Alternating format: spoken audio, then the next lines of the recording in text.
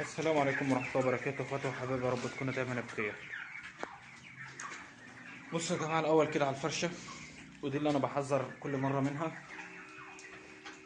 نظافة الفرشة يا جماعة لازم ننضفها أول بأول. أنا يوميا بنضفها مرتين، يوميا بفرش تبن تحت منهم في الأرضية يوميا، وكل 3 أيام بفرش شكارة الجير في الأرضية، وبفرش منها فوق منها طبقة تبن. يعني بفرش مثلا نص سنتي جير كده في الأرضية، وبفرش فوق منها طبقة التبن، عشان ما يحصلش مشكلة يا جماعة. عن تجربة ما يحصلش مشكلة ويطلع الأكسدة على عينيهم تبوظها، ونفضل طول الدورة نصرف. طبعا الفراخ لو جالها برد، جالها طشمة، جالها الكلام ده كله، ما بسيبهاش. احنا بنساعدها، كل اللي بنعمله ان احنا بنساعدها بالعلاج. طب يا جماعة، احنا دلوقتي وصلنا لنص الدورة، وصلنا 25 يوم اهو. طب عايزين نعمل بقى نظبط الأوزان بتاعتنا، ومش عايزين نفضل نشتري كتير فيتامينات، سواء فيتامين ألف أو سي والكلام ده كله. مش عايزين نفضل نشتري. لا، أنا بقول لك احنا دلوقتي في الموسم، موسم البرتقال والسفندي يا جماعة. هنعمل خلطة كويسة جدا هتفيدهم. طب ايه الخلطة دي؟ هقول لك. هتحتاج المتوفر عندك، طبعا كلنا متوفر عندنا السفندي والبرتقال. هتجيب يا جماعة مثلا قشر سفنديتين 3، مع قشر مثلا قشرة برتقال، مع تعصر ليمونة. لو مش عندك ليمونة مفيش مشكلة، زي ما انا عامل كده يا جماعة اهو. الفراخ يا جماعة طبعا في 25 يوم بيبدأ بيناموا اكتر ما بياكلوا، فلازم ان احنا كل شوية نقومهم. انا يا جماعة عامل العصر عندي اهي، تمام.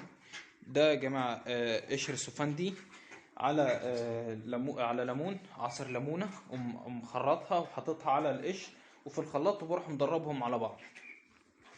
طب انا هستخدمه ازاي؟ طب اولا فايدته ايه؟ عندك فاتح شهية يا جماعة، ومقوي عام، ومضاد للبرد، ومصدر غالي لفيتامين سي وفيتامين ألف كمان. طبعا مش هخش كتير، ولا هقول لك. البني ادمين نفسهم بيستخدموه للعصبية وللسرطان والكلام ده كله. وكمان بيساعد يا جماعة على صحة الكبد، وبيساعد على وظائف الكبد وغسيل الكلوي، وغسيل الكلوي الخفيف يا جماعة، وبيساعد على الالتهابات. الالتهابات دي نقوم الفراخ الاول. الالتهابات دي يا جماعه، لو في فرخ في اي التهابات في عينه، في كتفه، في رجليه، الكلام ده كله بيساعد على ان هو بيخففها. طب يا جماعه هنستخدمه ازاي؟ هتجيب العصاره، هتحط 5 سم على لتر الميه، 5 سم على لتر الميه. بعد ما نضرب في الخلاط هنحط 5 سم على لتر الميه، حد اقصى 8 سم يا جماعه، ما حدش يزود. طيب، والخشن؟ الخشن هتحط 5 جرام على العلف، ما تزودش عن كده عشان ما يحدثش حالة تعفن.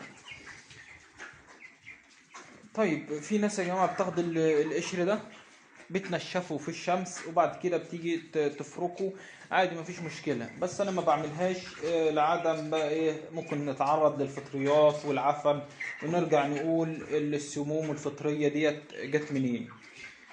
تمام. فانا بحط عادي هو خشن ومبلول، مفيش مشكله لما احط 5 جرام على العلف، عشان ما يعملش اي تعفن ولا الكلام ده كله، عشان بيبقى ايه، مبلول. تمام. وانا عملت اهو، انا مجهز كل حاجه اهو، شايفين؟ بس لسه هجيب الخشن في يمه والعصاره في يمه تانية. لو ربنا يرزقنا ويوفقكم جميعا.